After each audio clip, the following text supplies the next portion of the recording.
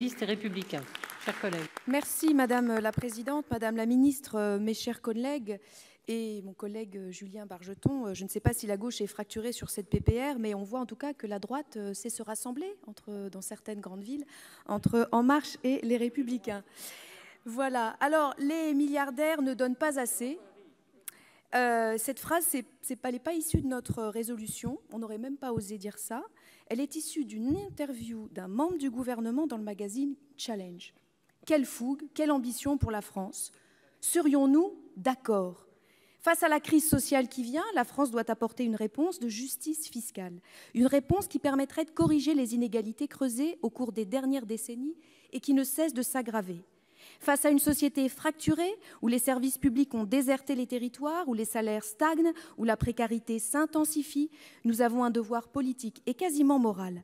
Réintroduire dans notre système fiscal un impôt de solidarité sur le capital ou la fortune, afin de renforcer la justice fiscale, d'augmenter les recettes de l'État et d'inciter à l'utilisation du capital à des fins conformes à l'intérêt général et notamment à la préservation de l'environnement, petits éléments préservation de l'environnement que Keynes ne peut plus résoudre, ne peut plus suffire à résoudre.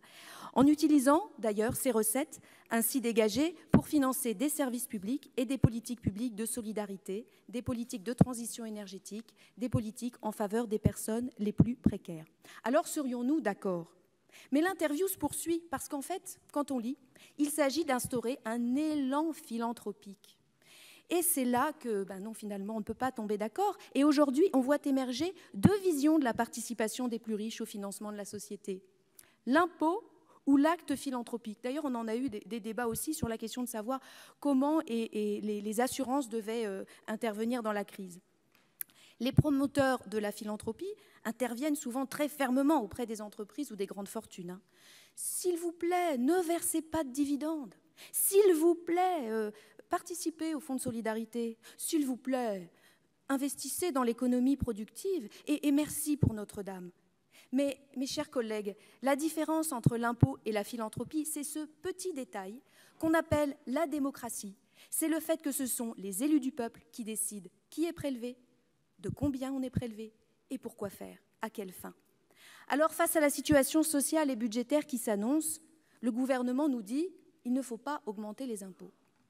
Il ne faut pas créer de nouvel impôt. Mais que fait-il face à l'augmentation de la dette sociale? Il a décidé de prolonger l'impôt, le CRDS. Donc en fait, on nous dit d'un côté, il ne faut pas créer d'impôt, il ne faut pas, vous comprenez, etc. Et puis en fait, ce n'est pas une création d'impôt, c'est un prolongement. Excusez-moi l'expression, mais ça fait un peu ni vu, ni connu, je t'embrouille. Mais qui va payer à la fin? Ce sont les salariés, ce sont les assurés sociaux et certainement pas au niveau contributif qui correspond au niveau de vie de chacun. Que voulons-nous? Nous avons ici, sur les bancs de la gauche, nous avons proposé différentes solutions. L'impôt sur le capital ici débattu, la mise en place d'une taxation exceptionnelle et solidaire sur les encours d'assurance vie supérieure à 150 000 €. Nous sommes également favorables à l'idée de 3 économistes français, Gabriel Zucman, Emmanuel Saez, Camille Landais, qui ont proposé la création d'un impôt européen sur le patrimoine, un impôt progressif sur la fortune, limité dans le temps et à l'échelle européenne, qui s'appliquerait au patrimoine de plus de 2 millions d'euros, avec un triple intérêt. Sortir de la logique unique de solidarité entre les États, insister sur la solidarité entre tous les Européens, et ouvrir donc l'instauration d'un véritable et efficace instance démocratique pour gérer les transferts financiers entre États. Et puis, il y a l'épargne créée par la non-consommation pendant le confinement. Selon l'OFCE, au 20 avril dernier, pour 8 semaines de confinement, les ménages français avaient accumulé une épargne forcée de 55 milliards d'euros. Alors, elle est évidemment très inégalement répartie. Et ce serait peut-être intéressant de voir comment faire. Madame Pénicaud a récemment demandé aux Français de sortir pour consommer cette épargne. Quelle erreur! Mes chers collègues, le monde d'après ne doit pas être celui de la relance par la société de consommation qui fait courir notre planète à sa perte, mais à celui de la résilience par le partage des richesses.